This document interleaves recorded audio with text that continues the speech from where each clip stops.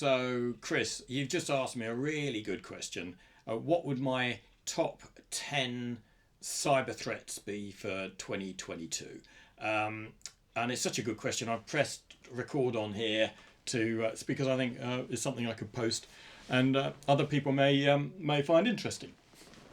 I'll go straight in with my number one, which would be fish. Fish is such an easy thing for even non-technical cyber criminals to perform. They can buy tools online, they're automated, it gives them access to send out loads of standard fish type emails to the masses, and an opportunity for them to make a quick buck. And the fish attacks are getting better and better and better. Which brings me on to my number two, which would be ransomware, because let's face it, most of those fish attacks are going to be trying to deliver ransomware in some shape or form. Ransomware, two ways mainly: encrypting your machines and then asking for money for the decryption key, or stealing data and then asking for money so that they don't publish or sell your data out away from you. My number three would be staff. So your staff are the people who will be clicking on those fish emails and opening them, and potentially infecting your organisation. And a staff awareness program can bring staff's abilities further up, so there's a less chance of them clicking on those links. Number four would be third-party risk. So over the last couple of years, particularly, we've seen SolarWinds and Log4j, and then a few others in between times. But this is software that's embedded in systems that you've got. Sometimes you won't even know you've got these things within your organization.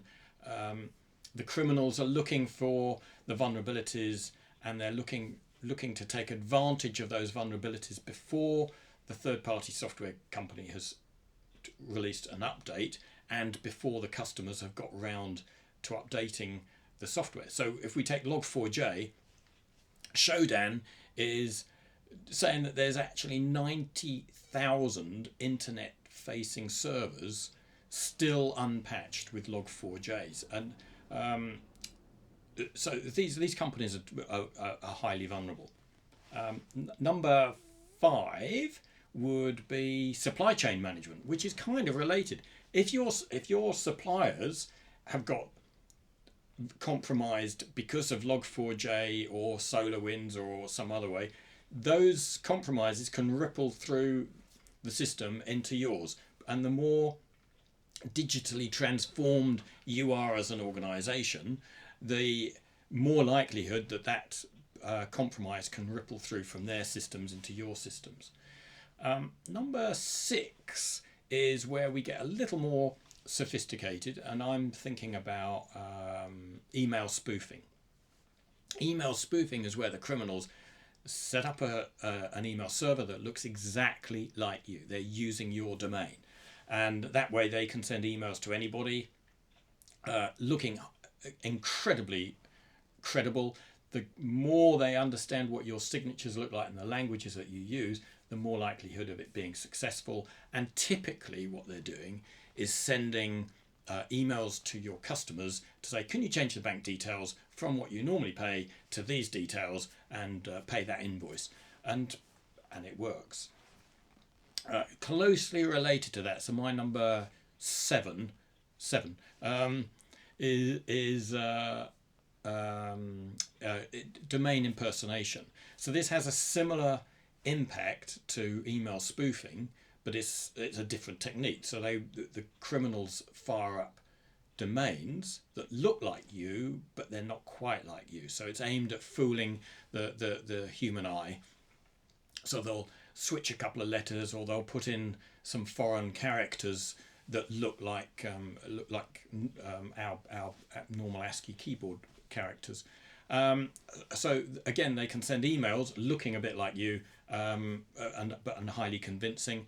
And more commonly, what we're seeing is copycat websites being fired up, where they'll take your content, put it on a domain that looks a bit like yours, and then people will inadvertently try and log into those things. And we've seen that recently, literally in the last week, with a cryptocurrency company, a copycat website, stealing credentials as well as getting people to transact, and they've actually had $3 million stolen this week.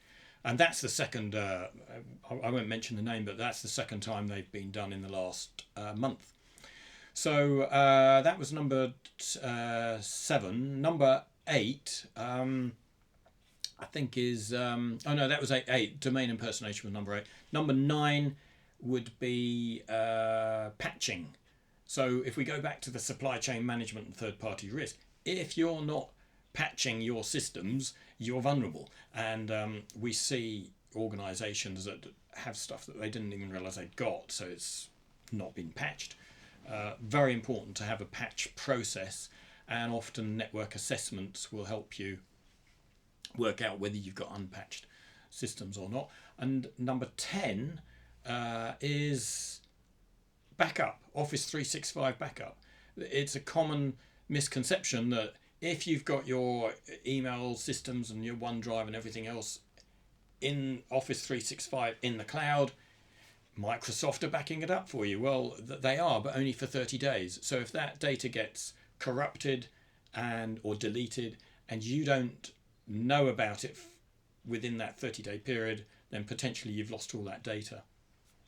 I'm going to give you a bonus actually, because there's a couple more I think which come to mind. One is number 11, if you want, is going to be JavaScript insertion on websites. So transactional websites are going to see compromises from the the actors, the bad actors called MageCart, where they'll steal credit card details and PII information off transactional websites by inserting JavaScript. And my next one would be social engineering. I think we will see an uptick in social engineering, which will make phish emails, amongst other things, but it will make phish emails much more convincing for the recipient, and there'll be spear attacks on people with that kind of email. So that's probably it actually. I'm just going to turn to the camera now, if that's okay. Guys, thanks ever so much. If you've watched this video, down here I think is our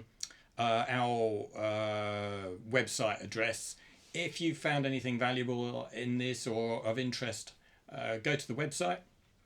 You can book an exploratory discussion as complimentary, no obligation, and we can help you understand what some of those threats are, and maybe even some of the solutions to protect you. Otherwise, thanks for watching. Steve, thanks ever so much for your time today, and actually I'm going to press stop now, and then we can carry on with our conversation. So cheers, thanks ever so much everyone.